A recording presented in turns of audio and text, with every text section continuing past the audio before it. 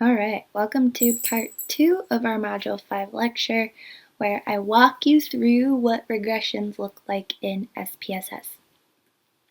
So, very similar to all of our other analyses that we've done to date, once we get our variables all formatted in our data view, we will go to Analyze, Regression, Linear. Again, pretty simple. Thank you, SPSS, for being friendly. But yeah, that's how we get to the test. Once you click on linear, you should get a dialog box that allows you to determine or insert which variables you want to include in your regression model. Now you need at least 2 variables for the analysis to work.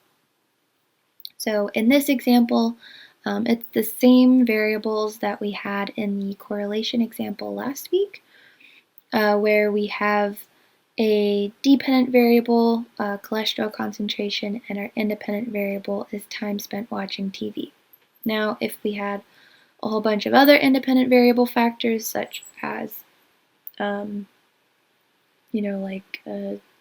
we have a measure for diet or exercise, right? We could include those in our independent variable section, especially if those are considered predictors for cholesterol concentration.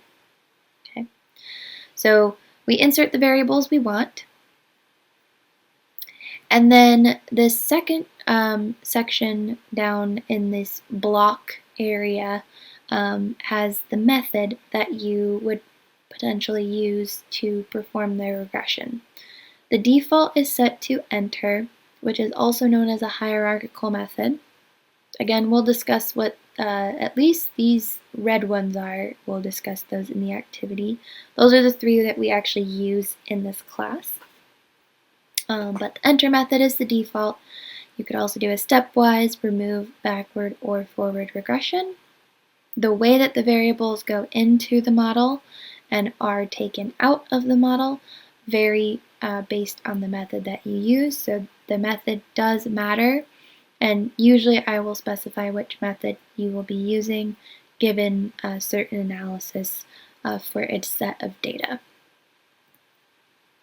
From here, you'd click on the statistics button in the linear regression window, and then you want to identify the calculations you want included in the analysis.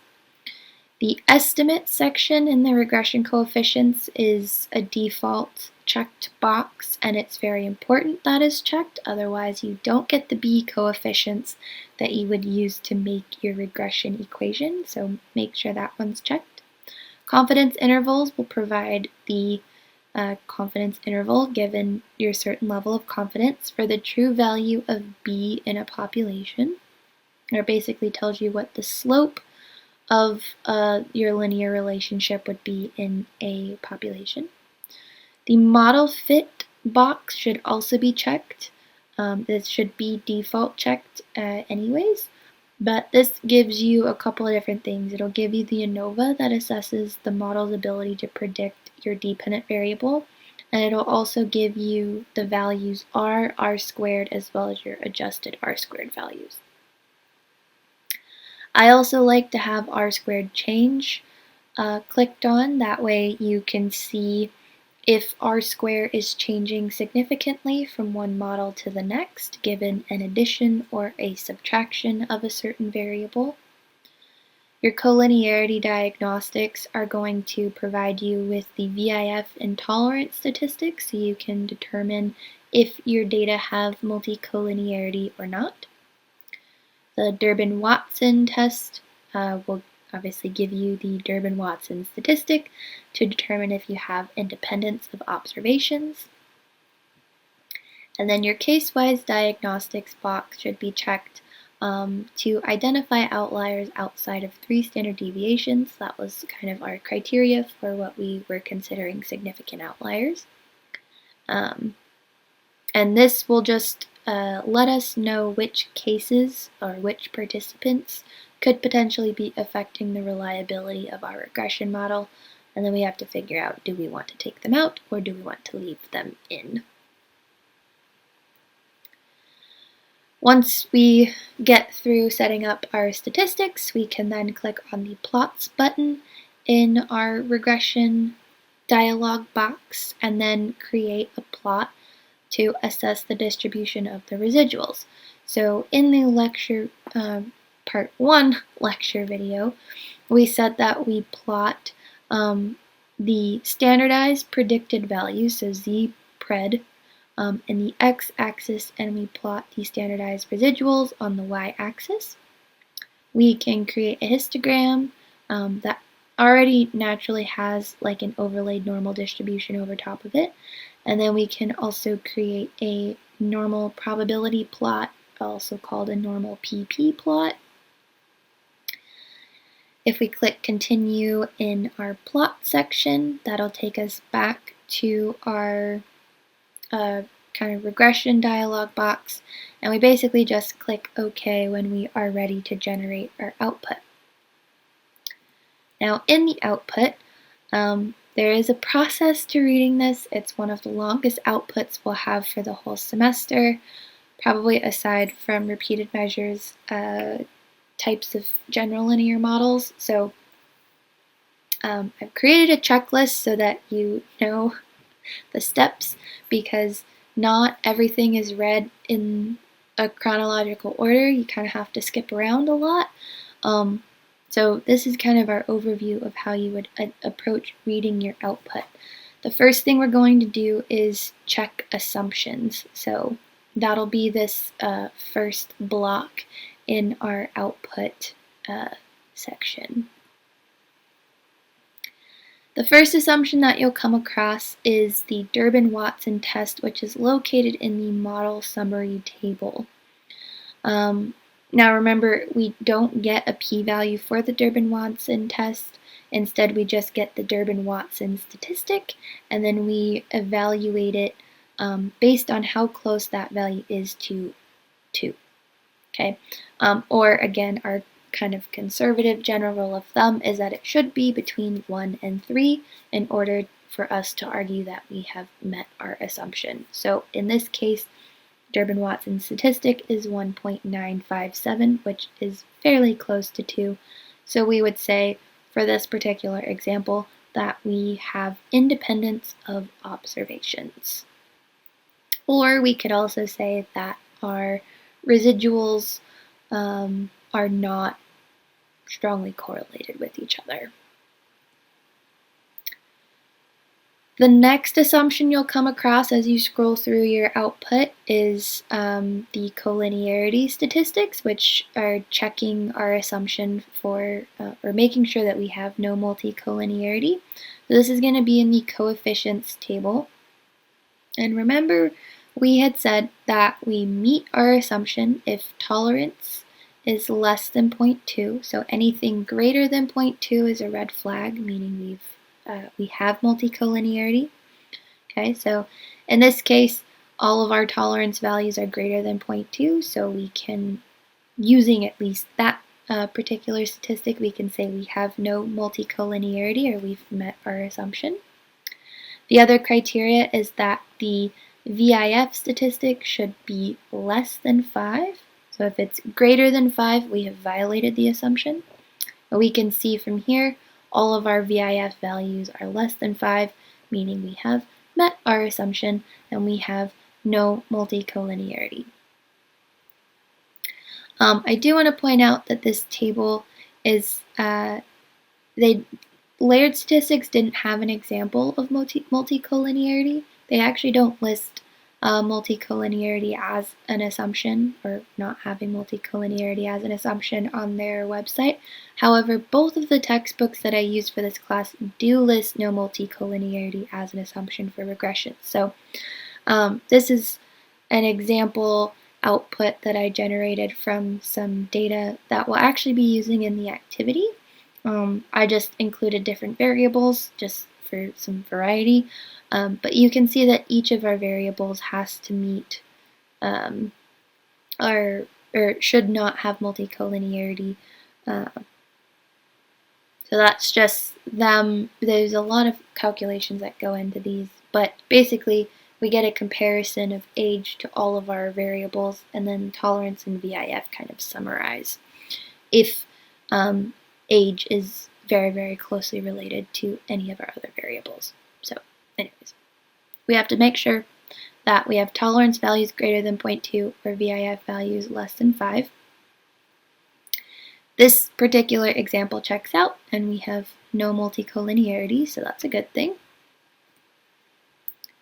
Our next assumption we can check is if we have any significant outliers, which we'll find in the table labeled case-wise diagnostics. This particular example only had one outlier. Again, this is switching back to our time spent watching TV and cholesterol example, so that would explain what the variable is here. But the case number is going to tell you who the subject is. So if you went back to your data view, not the output, but the actual like data set data view, and you scrolled down through the first column, but it's labeled 1 through however many subjects you have. If we went to case number 91, we should find that their cholesterol concentration that was measured is 7.98. Okay, so this value is being flagged, or something about this person is being flagged as an outlier. And the way that we determine if we have an outlier is based on the standardized residual value. So this is what is actually compared to that criteria of 3, regardless if we have a positive 3 or a negative 3. If anything is outside of that value of 3, then we consider this as a potential outlier. So that standardized residual value, if it's greater than 3, it's indicating that that particular subject could have an outlier. Maybe we measured somebody wrong, we recorded data wrong. It requires that we go back and investigate, and then make a decision on if that subject needs to be removed or not, based on if we know how to fix the data or not. The next assumptions that we have that we can assess are all going to be based on the plots that we generated through the setup of our test. So the first one we're going to look at is if we have normally distributed residuals. So this is going to be under the chart section in the output, listed as a histogram. If our data fit relatively fit the normal curve that's overlaid on top of the frequency distribution of the residuals, then we likely have a normal distribution. The other thing that you can use to kind of double check, because remember we always said histograms are sometimes unreliable when you're determining if you have normally distributed data or not. In our regression equation, what we're supposed to do is minimize our residuals. So this being said, our standardized residuals should have a mean close to 0, which we can see here. This is basically saying we have 15 zeros in front of this -2. So the mean should be really close to 0, and the standard deviation should be close to 1. So that's kind of how you can cross-check if you're reading this correctly. The other thing we like to do is just cross-reference our histogram with our normal PP plot, also located in the chart section of your output. And we've looked at these before, but what you're looking at is these dots and how close they are to the line that goes through the center. So the closer your dots are to that line, the more normal your data are. So dots should not deviate too much in order to consider the PP plot normal. This is actually considered normal. It's very rare you would have 0 deviation from the line. So as long as you don't see stuff that looks like this, which would be negative skewness or positive skewness, and as long as you're not seeing S-shaped dot patterns, which would indicate positive or negative kurtosis, then you should be okay to assume that your data are normally distributed if your histogram and your PP plot look pretty reasonable. The last assumption we have to check in our plot section is if we have homoscedasticity. Okay, so this is going to be under the chart section listed as Z resid by Z pred scatter plot. Okay. And recall that we have homoscedasticity when there is no pattern of the dots, because remember, these are standardized residuals or standardized values plotted against each other. So the more scattered they are, that means the more balance we have between residuals, both kind of in positive as well as negative error values. So if there's no pattern, then we've met our assumption of homoscedasticity. If we have funnels or triangular shapes or fanning in one or both directions of our data, that would be an indication that we have heteroscedastic or heteroscedasticity, okay, in which case our assumption would be violated.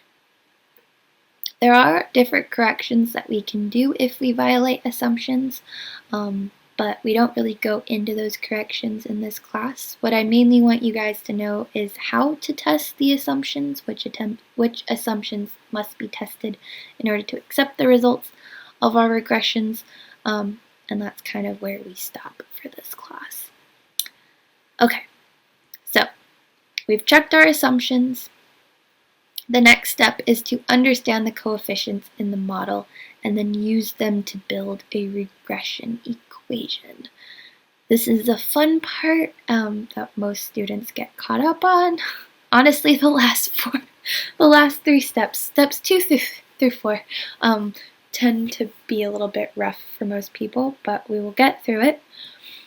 The first thing I want you guys to take note of, this is actually the first table that will pop up in your output, and that is the variables entered and removed. This defines which variables have been included in your model summary. So I used, I note it down here, I used a model, or I created a regression model using the enter method, and then I used 3 separate blocks. So if you recall back when we set up our test, in the independent variable section, it said block 1 of 1, and then if you do next block, we'll do examples of this in the activity video, but you can add variables one by one, and then for each block you create a new model. Something would be kind of similar if we did a forward regression or a backward regression. So as variables are added or removed, kind of in a step-by-step fashion, you generate a new model. So the model number is indicated in the first column. The variables that are entered or removed as we progress through the models will be listed in either one of these columns. In this case, I was adding variables. And then it'll indicate what method you use. So I use the enter method. If we were using the forward method, we would be adding or entering variables, and then under here, or under method column, it would say forward. But it also tells you what your dependent variable is. So I think if you're ever like, oh my god, I don't remember what variables are in this model, you can always check back to see which variables were added or removed to your model. There's also little summary captions at the bottom of most of our tables, so that's another quick reference that you can use. But this is a nice summary of how the model was generated. And then the coefficients table is going to actually be where we direct our attention when we want to build our regression equation. So I've included up here that our equation of the regression line is y equals b sub 0, which is the constant in our coefficients table, or our y-intercept. Right? So where the outcome of our dependent variable when x is 0. We then add on some b coefficient or slope for a given independent variable or predictor. If we only have one independent variable, this is where our regression equation stops. If we have multiple, we just keep going until we run out of variables. So I'm going to do an example of this model 3, which has a y-intercept or a b sub 0 constant. I have an independent variable or predictor variable of age, chest, and abdomen. For this particular data set, I was trying to predict body fat percentage using different skin fold measurements. So that's chest and abdomen are both skin fold sites that we would use in like a 7-site assessment. And then I also took into account the person's age. So those are the 3 variables I inserted into my model. You can see the progression. So if I go back, Model 1 just added age, Model 2 added chest, Model 3 added abdomen. We can cross-check this with the coefficients, right? Model 1, I added age, Model 2, I added chest, Model 3, I added abdomen. So that kind of, looking at those 2 things should help make these tables make more sense. Okay, but we use these B coefficients to create our equation of our regression line. So b sub 0, or our constant value, is going to go in first, and then we add the b coefficient times our first predictor variable, which is age. We do plus the b coefficient for our predictor variable chest, so that was 0.405, and then our last variable had a b coefficient of 0.184, and we multiply that times any given x variable for our abdomen skin fold measurement. Okay, so each b is going to represent basically the change in the dependent variable over a 1-unit change in the independent variable. If you guys remember, slope is equal to rise over run, or the change in y over the change in x. To keep things simple, we keep our denominator, or our change in x, equal to 1. So if we were trying to interpret what this 0.191 value meant for age, that's basically saying that body fat percentage increases by 0.191% for every year a person ages, right? So the change in our dependent variable is b over a 1-unit change in our x variable. If we were doing a similar interpretation of 0.405 for our chest measurement, this would indicate that body fat percentage increases by 0.405% for every 1 millimeter increase in skin fold measurement at the chest site. Okay, similar interpretation could be used for abdomen. But I do want to note that B is different from R. Okay, so remember, correlation coefficient R is representing the relationship or bivariate relationship between 2 variables. When we calculate B, you'll notice that this B coefficient changes for similar variables from model to model. And the way that we interpret B in comparison to R are very different. So some people like to say, well, B is the same as R. Not always. Okay. So just remember, B is representing a change in the dependent variable over a 1-unit change in the independent variable. So the way that we interpret it is going to be different than the way we interpret the bivariate correlation coefficient R.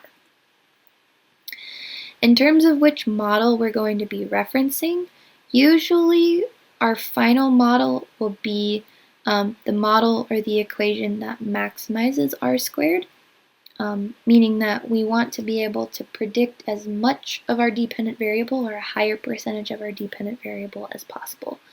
So more often than not, like in our activity videos, the last model you see in the regression output is going to be the model that you're referencing for your p-values, for your b-coefficients, for lots of other things that we're going to get into right now. But kind of like for the examples I'm using for this particular video, I'm kind of jumping around so that way I'm not always on model 3. But just for reference, the last model presented is usually the model that you're going to be referencing. Okay, so now we understand what the coefficients are, how we use those coefficients to build an equation. The third step in reading our output is determining if the model is a good fit for the data. So there's 3 steps to this. We want to assess R squared, which is basically telling us the percent of the variance explained between the variables we have in the model. We want to assess the significance of the entire model, so how well does this particular equation predict our dependent variable of interest. And then we can also individually assess the significance of each B coefficient. So we'll come back to both the model summary table as well as the coefficients table. But that's kind of the focus of our next section of our output adventure. So the first thing I mentioned is we look at the R squared statistics. We can find all of our R squared statistics in our model summary. This is an example of the captioning that I mentioned that you guys would have, where it indicates in superscripts, right, as we go from model 1, 2 to 3. Each superscript will indicate which variables are included in the R or R squared coefficients. So again, my first model I only added age, my second model I tagged on chest, and my third model I tagged on abdomen. Okay, again, my dependent variable that I'm trying to predict is still going to be body fat percentage. So when I look at this table, I will direct my attention to kind of 3 major values. The first, if you look at R, this is technically the correlation coefficient for whatever variables are included in the model.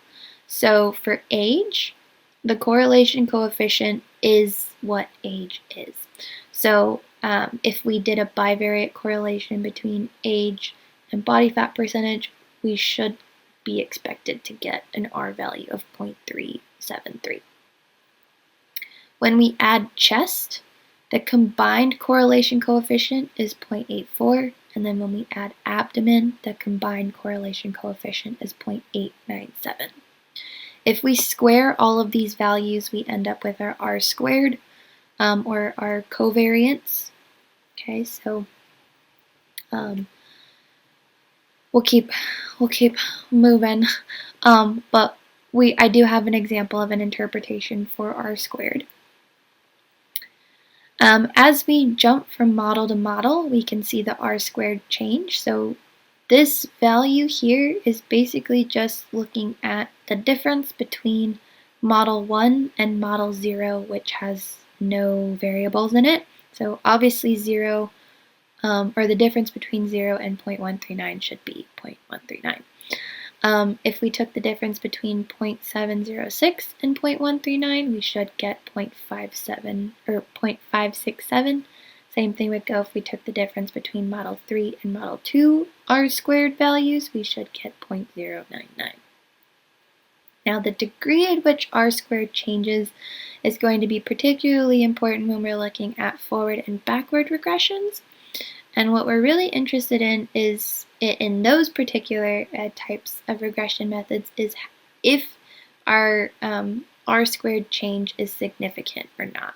So I've added in a little tidbit for the null hypothesis for the R squared change, which is looking at this sig F change column over here. All of our examples are showing p-values less than 0.001.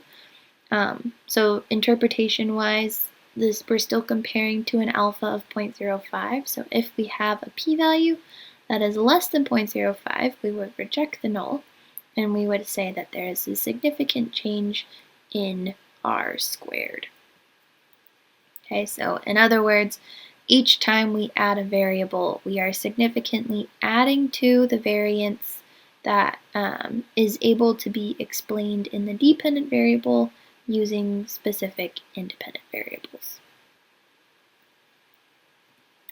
Just to give us a little bit of context on how we would phrase this, or phrase the interpretation of r squared, if I'm using my Model 3 r squared value, it's 0.804.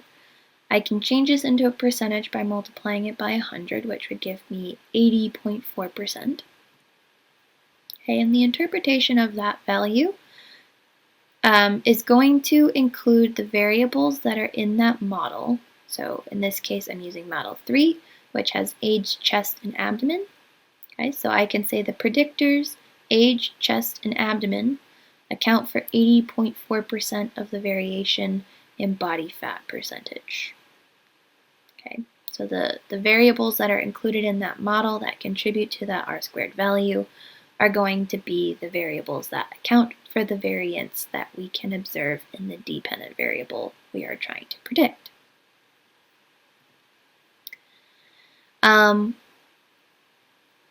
We also can look at the significance of the entire model. So this is going to be found in an ANOVA table. I have an example of what that table looks like in the next slide.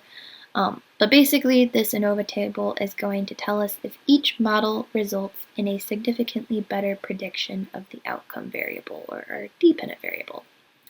So the null hypothesis for the F statistic, that is basically we get a p-value for an F statistic that's included in the ANOVA table. I've kind of put insert the independent variables because it depends on which model you are assessing the p-value for. But whatever independent variables are included in the model, you would stick those into your null hypothesis, and then you would argue that they do not significantly predict the dependent variable.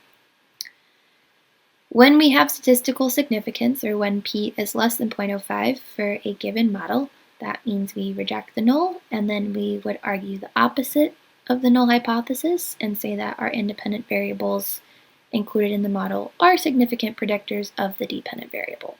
I do want to take this time to remind you guys that you should be writing your interpretations in terms of the variables used. This is kind of just a template to get you started. So as an example, I'm going to look at Model 2. So this is what the ANOVA table would look like. Again, we have models 1, 2, and 3, and then a caption telling you which variables are included in each of those models. I'm looking at Model 2, and I'm specifically looking at my significance value over in this last column over here. So I can see that I have a p-value less than 0.001. Okay, so my initial null hypothesis would say that the variables included in my model, so age and chest, skin fold measurements are not significant predictors of body fat percentage. Since my p-value is less than 0.001, which is less than 0.05, I can reject the null hypothesis and say that age and chest skin fold measurements are significant predictors of body fat percentages. So when you guys are interpreting the results, this is more or less what you want to do. Put your interpretations in terms of the variables you have measured. Again, usually we will go with the last model, but just for some variable examples, I'm kind of mixing around the models.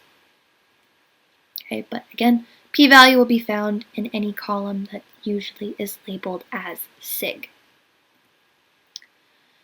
The other thing we can look at to assess our model or how well it works is by looking at the significance of each b coefficient, which we find in the coefficients table. So before we used the coefficients table to build our regression equation, and we focused on b, right, or this B column here, to assess if those B coefficients, or the significance of the slope of the relationship between that given predictor and the dependent variable, we do have a p-value in this sig column over here. So I'm using, just for an example, B for abdomen in model 3.